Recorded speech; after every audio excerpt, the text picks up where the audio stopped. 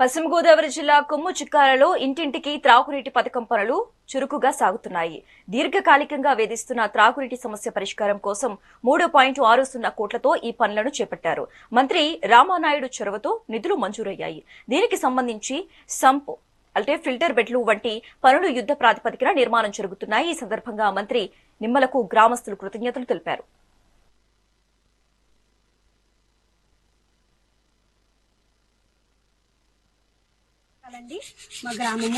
మా గ్రామంలో నీళ్లు సదుపాయం లేక ఎంతో ఇబ్బందులు పడేవాళ్ళమండి.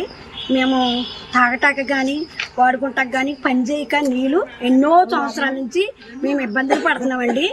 అయితే ఇప్పుడు రామానాయుడు గారు అన్నయ్య గారు ఇంత సదుపాయము మాకు కోట్ల విలువైనటువంటి మరి సొమ్మును ఖర్చు పెట్టి మాకు ఈ యొక్క మంచినీటి సదుపాయము చేస్తున్నందుకు ఆయనకి మా కొమ్ము చిక్కాల తరపున ధన్యవాదాలు తెలియజేస్తున్నామండి.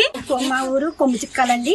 మా యొక్క పల్లెటూరులో ఆరోగ్యాలు పాడైపోయి నీటి వల్ల మేము ఎక్కడెక్కడికో వెళ్ళి మంచినీటి సౌకర్యం లేక ఎన్నో ఇబ్బందులు పడుతున్నాం.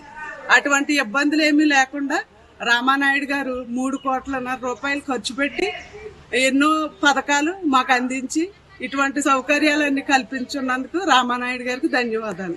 మా యొక్క పల్లెటూరులో